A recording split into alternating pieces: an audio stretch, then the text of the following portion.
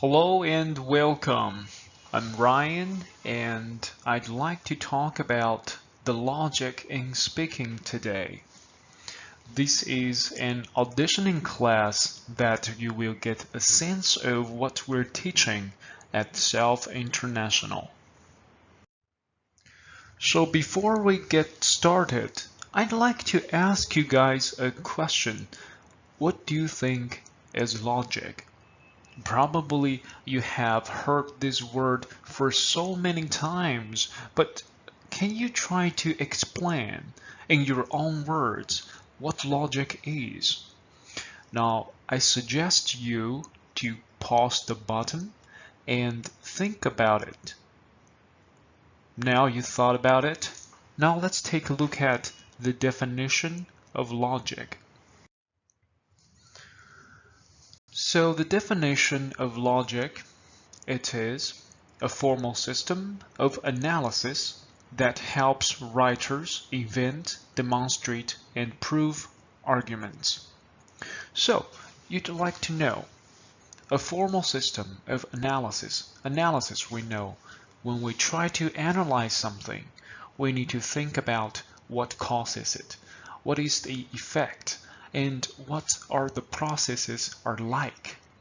And here we use the word writers. It's not only for people who write stuff. As a speaker, you are right using your mind. You are right using your mouth, your voices, instead of your pen. So, writers basically are people who'd like to express their ideas. And you're going to do a bunch of things like invent means you try to come up with something. Demonstrate means you try to put forward your idea. And finally, to prove your arguments, you gotta make people think that what you say is correct. Alright? So that is what it is. So logic works by testing prepositions against one another to determine their accuracy. So you'd like to know what proposition is. Proposition is something we put forward in the very first place as some sort of condition. We use this to guide our following statement. And people often think they are using logic when they avoid emotion or make arguments based on their common sense, such as everyone should look out for their own self-interests or people have the right to be free. However, unemotional or common sense statements are not always equivalent to logical statements. To be logical, a preposition must be tested within a logical sequence. The logical sequence is quite important. It is crucial. And today we're going to talk about one of the most simple logical sequence. What's the name of it? You will know it later.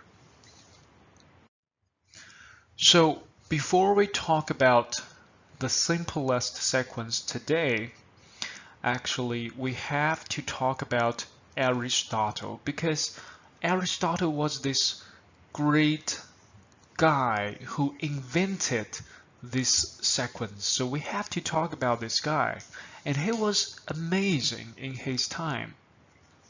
So we can see that Aristotle, he was born in 348 BC and 384, my bad, 384 BC, and he died in 322 BC. So basically he has passed away for about over 2,000 years and like 2,400 years. So that's a long time ago. He was a Greek philosopher and scientist born in the city of Stagira, Chalcidice, on the northern periphery of classical Greece. His father, Nicomachus, died when Aristotle was a child. He lost his father really young. We're after Proxenus of a Tyrrhenius became his guardian. At 17 or 18 years of age, he joined Plato's academy in Athens and remained there until the age of 37. So you know who Plato is, right? Plato was also a very important philosopher in ancient Greek history. And who was Plato's teacher? Anyone know that? It was Socrates. Socrates, okay? So, he has been there since 17 or 18 and all the way until 37. His writings cover many subjects, including physics, biology, zoology, metaphysics, logic, ethics, aesthetics, poetry, theater, music, rhetoric, linguistics, politics, government, and constitute the first comprehensive system of Western philosophy. So just imagine that. These subjects are so diverse and so different. Like today, it's impossible for any of the scientists of today, to be even near, and scientists in the past. So that is really, really impressive. And shortly after Plato died, Aristotle left Athens and at the request of Philip of Macedon, he tutored Alexander the Great, beginning in 343 BC. So basically that is the story of the inventor of the sequence we're going to talk about today, and he is Aristotle, and I suggest you guys to remember his name.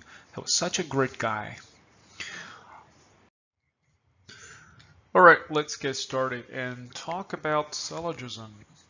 Syllogism is probably the most simple logical sequence you can ever find, and syllogism in Chinese means 三段论. So when you hear 三, you're expecting to see 3 pieces of information, right? So here are 3 pieces of information. The first 2 pieces of information, the 2 short statements, we call them premise 1 and premise 2. And the final statement, we call that conclusion. The conclusion is something we can deduct from premise 1 and premise 2. So now let's take a look at them. The premise 1 says, all men are mortal. What does it mean to be mortal? If you ever have played the game World of Warcraft, and you will know there is a race called the Immortal. Immortal means you're not going to die. So, on the contrary, mortal means you're going to die one day. So that's the premise 1. All men are mortal. Every one of us is going to die one day. And the second premise says, Socrates is a man. Socrates, the teacher's teacher of Aristotle. So Socrates is a man, therefore he shares this attribute of being a man. You understand what I mean? So therefore Socrates is mortal. He shares the attribute of being a man. That is, to be mortal, to be dead one day. So that is the whole logical sequence. You get it?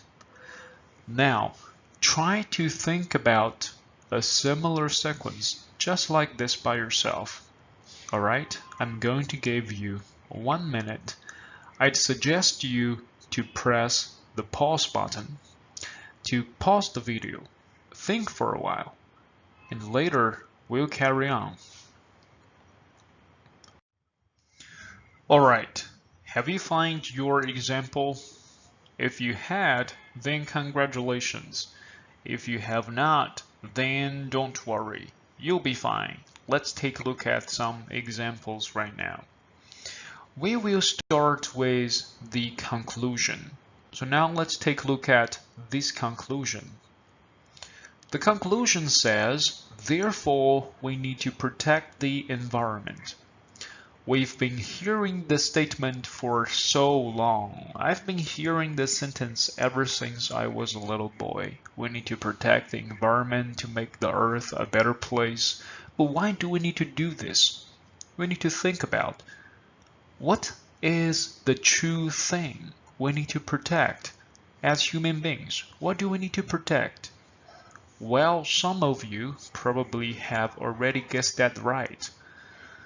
The most vital thing is to protect our survival as human species. We are human, we're kind of animals, right? And we need to survive. We need to survive. We need to keep our human species as long as possible in the history of nature. So that is our primal goal. That is our essential goal, is to protect our survival as human species.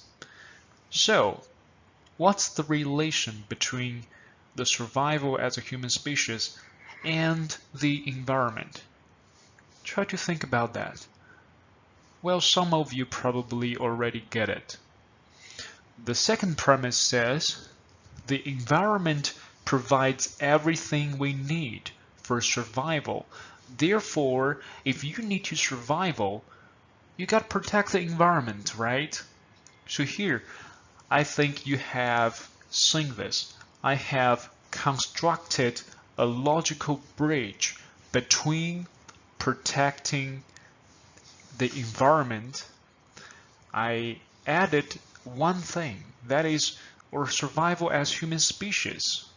This becomes the missing link between protecting the environment. Why do we need to protect? We need to protect the environment because we need to protect our survival as human species. And the environment provides everything we need for survival of human species. So that's why we need to protect the environment. So that's the logical sequence. You get it? All right, now we'll move to a different example. So the second example, let's take a look at the conclusion. The conclusion says, therefore, Thomas is a handsome guy.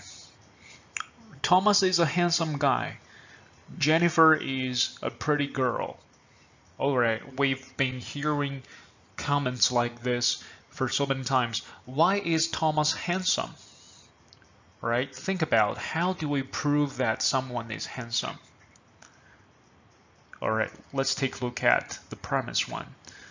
A handsome guy is someone who has big eyes, six packs, and is over 6 feet. All right, this is the premise one.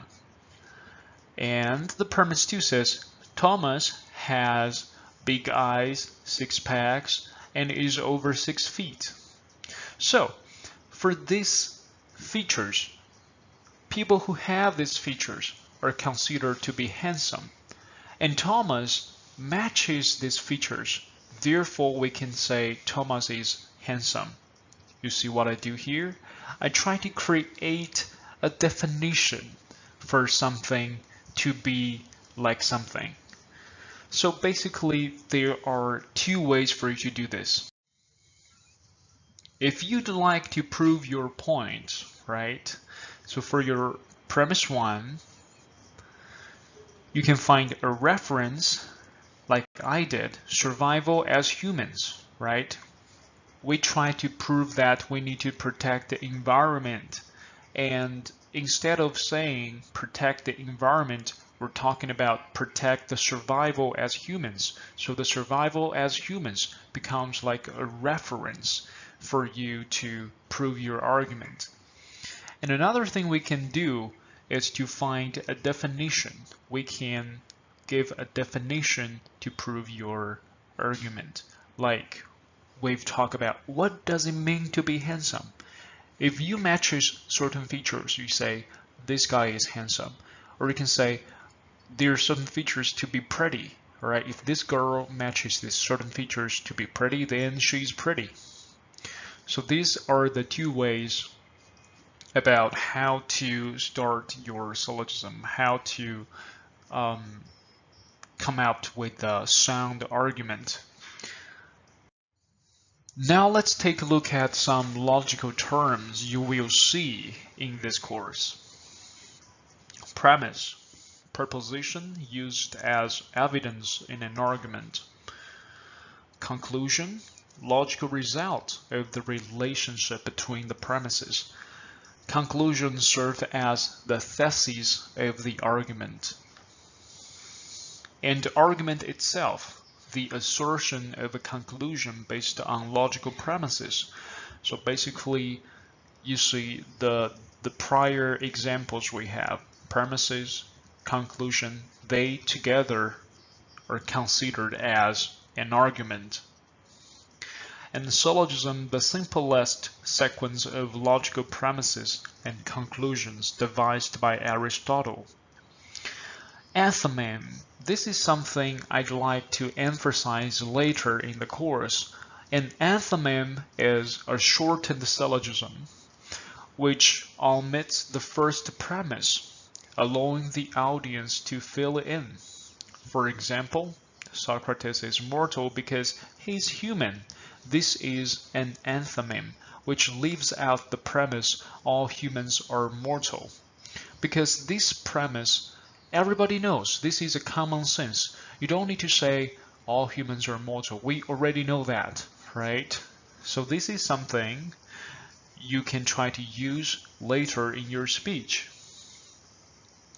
And induction. Induction is a process through which the premises provide some basis for the conclusion. And deduction is a process through which the premise provide conclusive proof for the conclusion. So induction and deduction, they are different. One is a top-down and another is a bottom-up method. They are different. We are going to talk about this in details in the later course. Alright, now let's take a look at how to use syllogism in your TOEFL speaking. We know that in TOEFL speaking, there are 6 questions, and the first and the second questions, these two, sometimes you have to prove one of your argument. You have to choose your side, right? So now let's take a look at how to use syllogism in such task. The first example says whether the government should assist to build museum and theater. Give your opinion and include specific examples and details in your explanation. All right. This is one of the example. When you see this, think about which side you're going to choose. We're going to elaborate in detail about this example later. And another example we have here is, do you like to eat at home or at the restaurant? Which do you prefer? And explain the reason. So basically, you're going to choose one of your side, eating at home or eating at the restaurant. We're going to choose this later. We're going to talk about this in details in the following page. All right, let's take a look at the first example. I've already chosen the side. The government should assist to build museum and theater. All right, I have already chosen this opinion. And let's just think for a while. What kind of project the government should help with? Right? Because the government is spending the taxpayers' money, right? What kind of project they should help with? So let's take a look at the first premise. Government should assist projects that benefit the public, right? This is a common sense. This is a common sense because the government gets their money from the public. Therefore, the government should assist projects that benefit the public. If the project that is beneficial to the public, then the government should do it, right?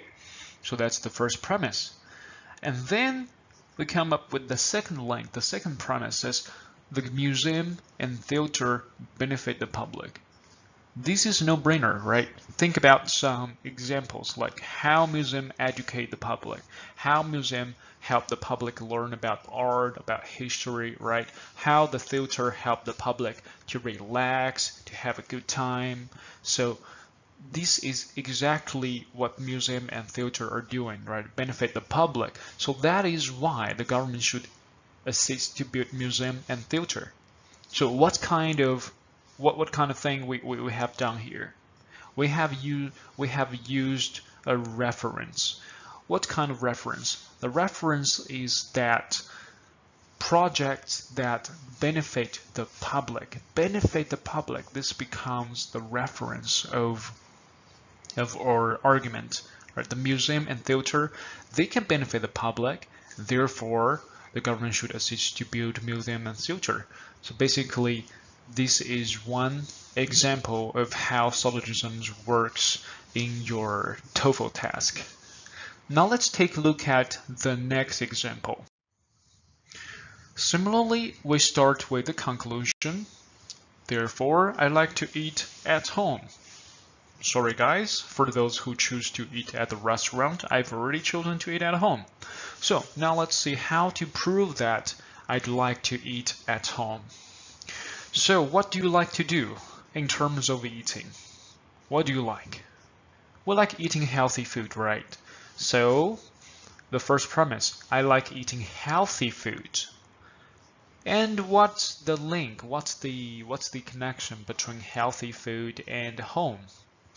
So the second premise is home-cooked food is healthier than those cooked in restaurants.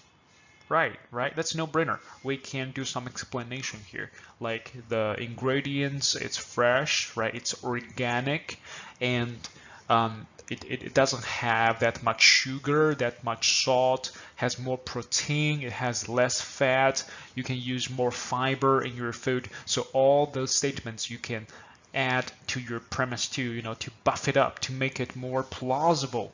That's what you can do. So that is how to construct this argument, and we're still using a reference here. What's the reference? Healthy food. We're trying to add a link of healthy food between like doing something and eating at home. You see how I do it? All right, so that is the example. That's how I do it. And I believe this will be the end of the auditioning class. If you feel more interested, you can come to Self, come to find me. I'm Ryan. I'll be here waiting for you guys. Thank you and have a great time.